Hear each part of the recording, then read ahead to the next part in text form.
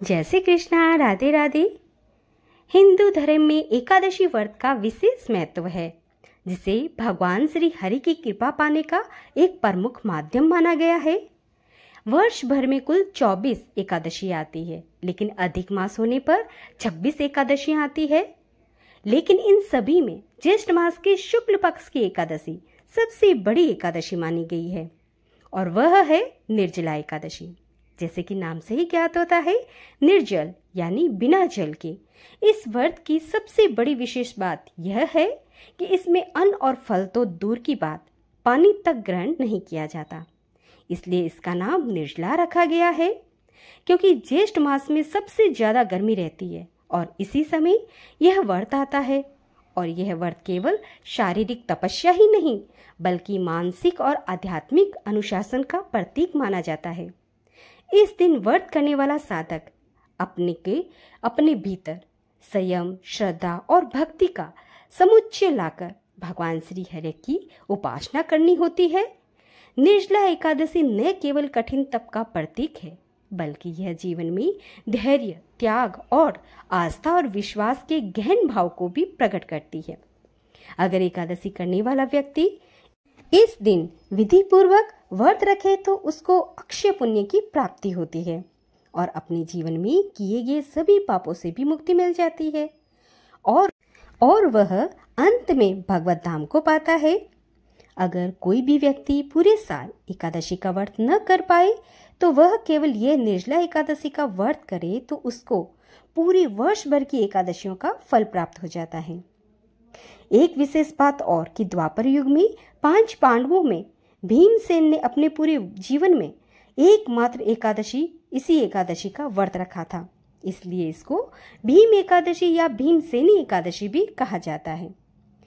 बस उसको पूर्ण श्रद्धा व भाव और निष्ठा और भक्ति के साथ करना होगा, तभी उसको इस व्रत का पूर्ण फल प्राप्त होगा।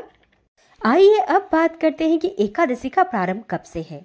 वैदिक पंचांग के अनुसार निर्जला एकादशी 2025 में 5 जून 2025 को देर रात 2:15 से प्रारंभ हो जाएगी।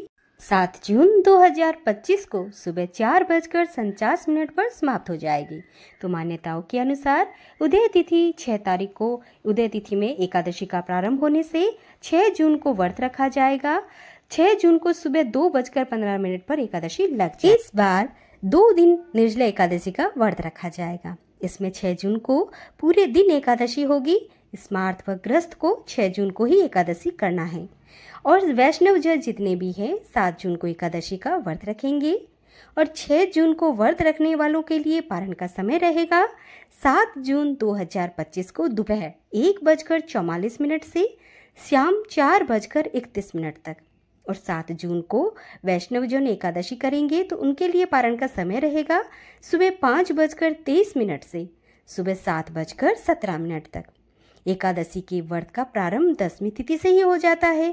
10वीं तिथि को तामसिक वस्तुओं का सेवन बिल्कुल भी नहीं करना, चावल का प्रयोग भी नहीं करना और शुद्ध और सात्विक भोजन लेना है। अगर हो सके तो सायंकाल के समय में अगर आपसे बन सके तो आप भोजन बिल्कुल भी ना करें। फिर भी किसी कारणवश लेना पड़े तो आप दूध फल ले सकते हैं, एकादशी का श्रृंगार ले सकते हैं, और उस दिन ब्रह्मचर्य का भी पालन करना है।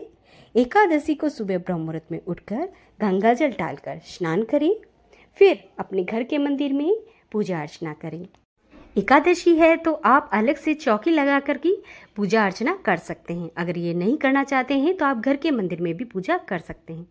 चौकी लगा कर करना चाहते हैं तो उस पर पीला आसन रखें, और फिर आपके पास जो भी विग्रह हो, जैसे कि लक्ष्मी नारायण जी का, लड्डू गोपाल जी का, युगल जोड़ी सरकार का या फिर शालिग्राम जी का, जिस किसी का भी आपके पास विग्रह हो, फोटो हो, तो आप उनको अच्छे से गंगा जल से, मिश्रित जल से आप स्नान कराएं। पंचामृत या कच्चे दूध हो तो और ही अच्छी बात है, आप उससे भी अवश्य स्नान कराएं।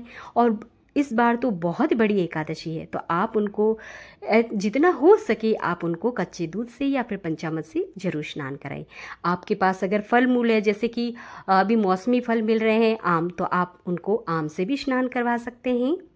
भगवान को पीले वस्त्र पहनाएं, सुंदर सा उनका श्रृंगार करें। फिर रौली, मौली, पान, पुष्प, सुपारी, कपूर, चंदन, केसर आदि से उनका पूजन करें। अभी गर्मी का मौसम भी चल रहा है तो आप उनको जितना हो सके शीतलता प्रदान करने के लिए उनको चंदन की सेवा जरूर दें। उनको चंदन लगाएं अच्छे से और ठंडे जगह पर रखें और आप उनको पुष्प से उनको सजाएं, आसपास में पुष्प रखें। जल के अंदर पुष्प लगा करके भी रख सकते हैं भगवान को शीतलता प्रदान करने के लिए। और इत्र सेवा आप जरूर दें। इस प्रकार से जितना आपके पास भाव हो, ये सारी पूजाएं क्या होती है, भाव से होती है। तो आपके पास जिस प्रकार से भी आप करना चाहते हैं वो भाव से पूजा करें। फिर हम लगाएंगे भोग यानी नैवेद्य। नैवेद्य में आप ऋतुफल लगा सकते हैं, पंचामृत का भोग लगा सकते हैं, फल का भोग लगा सकते हैं, सूखे मेवे का भोग लगाएं, माखन मिश्री का भोग भी लगा सकते हैं। मगर ध्यान रखिए कि जो भी भोग लगाएं आप भगवान को तुलसी पत्र अवश्य दें। बगैर तुलसी के भगवान भोग ग्रहण नहीं करते हैं। फिर हम क्या करेंगे, भगवान के भोग लगाने के बाद आरती और पूजा करेंगे। तो धूप दीप से उनकी आरती करेंगे। भगवान को 40 विष्णु सहस्त्र नाम, भगवत गीता का पाठ करेंगे। फिर हम एकादशी व्रत करने का संकल्प करेंगे, जो कि हम सीधे हाथ के अंदर गंगा जल, पुष्प, सिक्का, तिल लेकर अपना नाम, गोत्र, वार, तिथि और स्थान का नाम लेकर पूर्ण व्रत करने का संकल्प करेंगे। एकादशी को चावल का प्रयोग बिल्कुल भी नहीं करना है और तुलसी दल भी एकदम नहीं तोड़ना है। एक दिन आगे ही आप तुलसी दल तोड़कर रख लें। फिर हम करेंगे सूर्य देव की पूजा अर्चना। तांबे के कलश में रौली, मौली, लाल पुष्प, तिल डालकर उनको अर्घ देंगे। तुलसी माता की पूजा करें। उनको जल नहीं चढ़ाना है क्योंकि तुलसी माता एकादशी के दिन निर्जला व्रत रखते हैं। उनके रौली, मौली, पुष्प, धूप से उनकी पूजा करेंगे। उनके समीप बैठकर हरि नाम का स्मरण करते रहेंगे। अब बात करते हैं कि एकादशी व्रत करना कैसे है। तो ये आप पर निर्भर करता है, क्योंकि आपके अंदर जितना सामर्थ्य और शक्ति होगी उसी हिसाब से आपको ये अपना व्रत करना है। वैसे तो ये निर्जला है, तो यानी कि बिना जल के ही आपको व्रत करना होगा। अगर आप बिना जल के नहीं कर सकते हैं तो आप जल लेकर कर सकते हैं। जल से भी आपसे नहीं हो रहा है तो आप दूध, फल लेकर भी कर सकते हैं। वह सब आपके ऊपर है। जितना सामर्थ्य होगा आपके अंदर उसी हिसाब से आप व्रत करें, क्योंकि इस व्रत में भक्ति भाव और मेन सबसे बड़ा होता है स्वास्थ्य। तो स्वास्थ्य अगर सही है तो आप बिना जल के करें, वरना आप अपने शरीर को ध्यान में रखते हुए ही अपना व्रत करें। एकादशी के दिन कुछ विशेष बातों का भी जरूर ध्यान रखें। इस दिन आप किसी से झूठ न बोलें, किसी की निंदा न करें। जितना हो सके आप जरूरतमंद की सेवा करें। गायों के हरा घास, गुड़, चारा खिलाएं। संध्या के समय देसी घी से मंदिर में व तुलसी माता के आगे घी का दीपक जलें और हरि नाम का उच्चारण करते रहें। अगले दिन यानी द्वादशी के दिन सुबह ब्रह्म मुहूर्त में उठकर स्नान करें। जैसे हम एकादशी को करते हैं वैसे ही हमें द्वादशी को करना है। जल्दी उठकर स्नान करना है, भगवान की पूजा अर्चना करनी है। फिर शुद्ध सात्विक भोजन बनाकर भगवान को भोग लगाना है, तुलसी पत्र देकर। फिर आप किसी वैष्णव या ब्राह्मण को भोजन करा सकते हैं। अगर यह संभव न हो तो आप उनके लिए सीधा निकाल कर भी रख सकते हैं। आप दक्षिणा जरूर दें इसमें। इस एकादशी में इस दिन दान का बहुत ही अधिक महत्व रहता है। तो इस दिन अन्न, जल, वस्त्र, फल का दान अवश्य करें। यथाशक्ति व सामर्थ्य के अनुसार आप मिट्टी के घड़े में जल भरकर दान कर सकते हैं। छाता, जूते, चप्पल, पंखा, कूलर, क्योंकि गर्मी का मौसम है तो आप ज्येष्ठ मास में ये मास सबसे ज़्यादा गर्म होता है। इसमें बहुत ज़्यादा गर्मी पड़ती है। तो इस समय जितना हो सके उतना ठंडा व शीतलता प्रदान करने वाली वस्तुओं का दान अवश्य करें। बाकी आप पर है, आपके यथाशक्ति सामर्थ्य के अनुसार आप दान करें। गायों को भी हरी घास व चारा अवश्य खिलाएं। तो इस तरह से हम अपनी इस निर्जला एकादशी का व्रत पूर्ण करेंगे। आपको यदि इस वीडियो के अंदर जानकारी पसंद आई हो, यूजफुल लगी हो, तो आप जरूर आगे भी शेयर करें और कमेंट बॉक्स में हरे कृष्णा राधे राधे अवश्य लिखें।